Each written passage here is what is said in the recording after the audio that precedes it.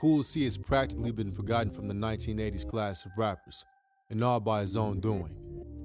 Philly was and still is a tough city, but Cool C had it fairly easy and didn't have the hardest backstory or criminal background.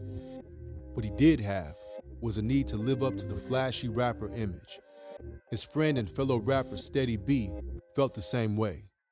So after a taste of rap stardom and falling off rather quickly, Cool C made the worst decision of his life. He went from making radio-friendly hip-hop to Pennsylvania's death row. Here's the story.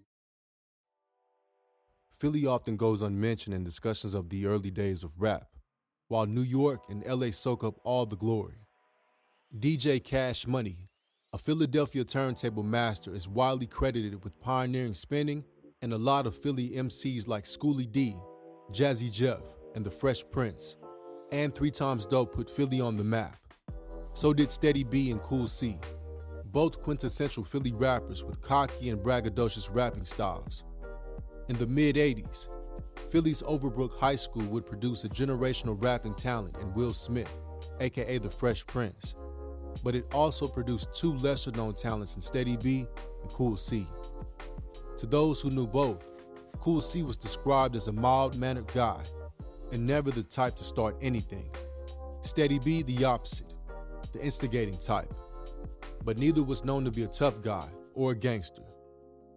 In the 80s, Steady B was fairly popular, and his accolades including having a few hits to his name, performing with the Beastie Boys, and appearing at UK Fresh 86 at Wembley Arena in London, the hip-hop Woodstock. Cool C was Steady B's childhood friend, and legend has it, he even rapped with Will Smith as a teen at Overbrook High. In the early 80s, he was a part of the rap crew, the Hilltop Hustlers, from where he got the attention of local pop art records. Pop art was a launch pad for Philly rap careers in the 80s. It was run by Lawrence Goodman, Steady B's uncle, and an ex-street dude with an eye for business. Even back then, pop art encouraged diss tracks, knowing it would get the fans listening. Steady B came out with the track dissing LL Cool J, I'll Take Your Radio, and Cool C made a track aimed at the Juice Crew, Juice Crew This.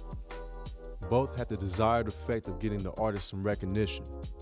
Pop Art Records got both Steady and Cool deals with larger labels like Atlantic, hence putting them on nationwide shelves, TVs, and radios. Blowing up the way they did meant an overflow of money, love, and respect.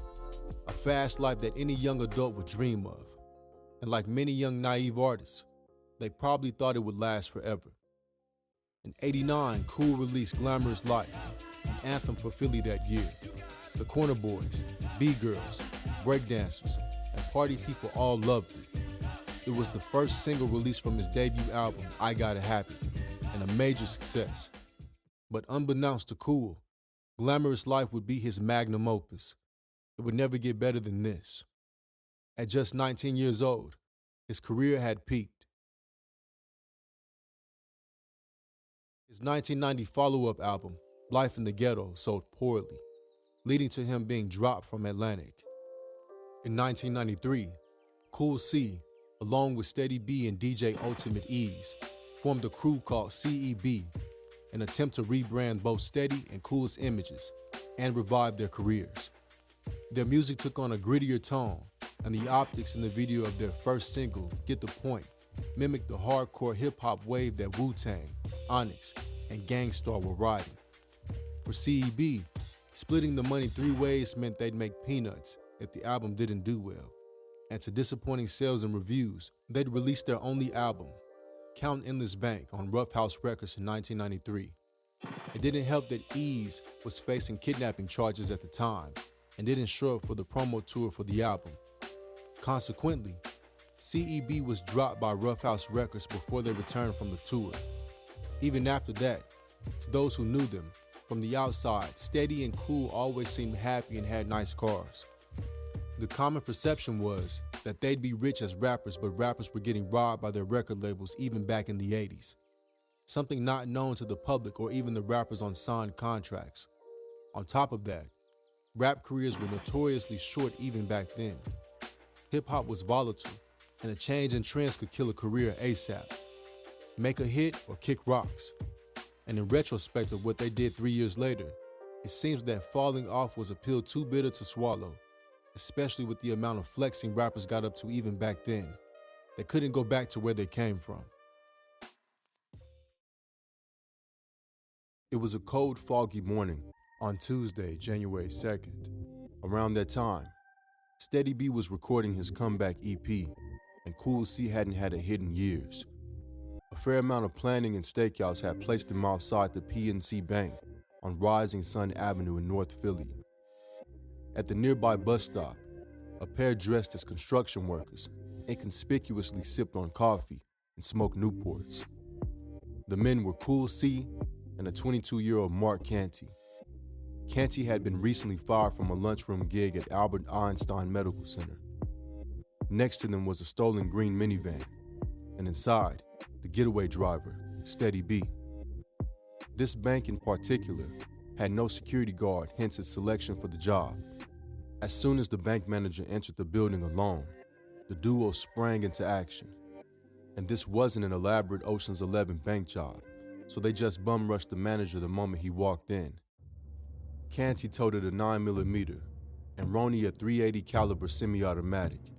With guns drawn, they forced the manager to the floor while Canty took 2 employees to the back to access the vault.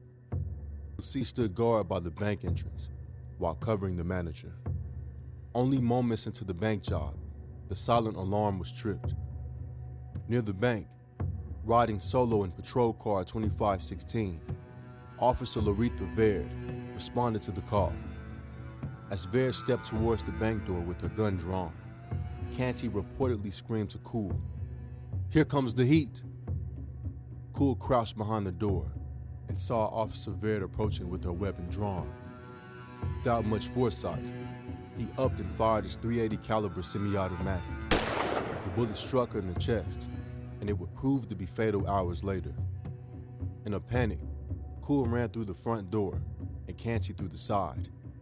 After exchanging gunfire with another officer outside the bank, Cool frantically escaped with Steady in the green van. They sped to Steady's apartment where they met up with Canty and watched coverage of the aftermath on TV and discussed their escape.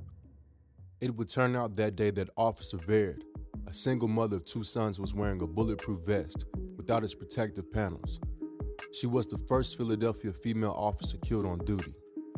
Baird was a popular officer and well respected on the force, and Philly PD swore vengeance. Hundreds of politicians, police officers, and citizens attended her funeral. The investigation quickly yielded a bounty of evidence: surveillance footage of the entire heist, eyewitnesses, ballistic and forensic evidence. Also, Cool C and Mark Canty had both dropped their guns near the crime scene. The stolen minivan they had escaped in was found abandoned about a mile from the bank too. In just 2 days, the guns would prove pivotal, as both were traced to people connected to Steady B. Steady B was arrested outside his home 2 days later on January 4th. After being questioned, Steady informed on both his accomplices, and the police issued a warrant for their arrests. Cool C surrendered at Police HQ on January 6, where he claimed innocence. His mother claimed that he'd been home, eating breakfast with her when the crimes occurred. But despite his mom corroborating his alibi, all the evidence convinced jurors to convict and seek the death penalty. 2 weeks later, after a manhunt, Canty was arrested during a traffic stop in Rockville, Maryland. The city as a whole was shocked, and many were left to wonder why local rap stars chose to rob a bank that day. The murder was a bad look for Philly rappers, especially because hip-hop kept coming up in conversations about gun violence. During the trial, it was revealed that the 3 were suspects in previous robberies of banks and businesses. They had an alleged penchant for pistol whipping people too. In October '96, Cool C received the death penalty by lethal injection. Canty and Steady B received life on second-degree murder charges. In prison, Steady B was in for one of the worst fates a new inmate could face, that of a popular snitch. Despite trying very hard not to get noticed, everyone knew who he was, and he allegedly had a very uncomfortable stay for the first few years.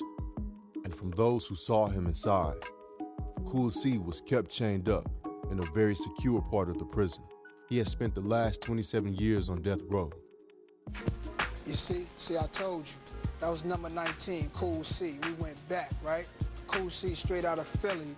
You know what I mean? He's right now incarcerated because life throws us curveballs and you never know where you're going to end up, man, you know. But condolences to that whole situation with the people who was lost and all of that for the reasons he's on death row.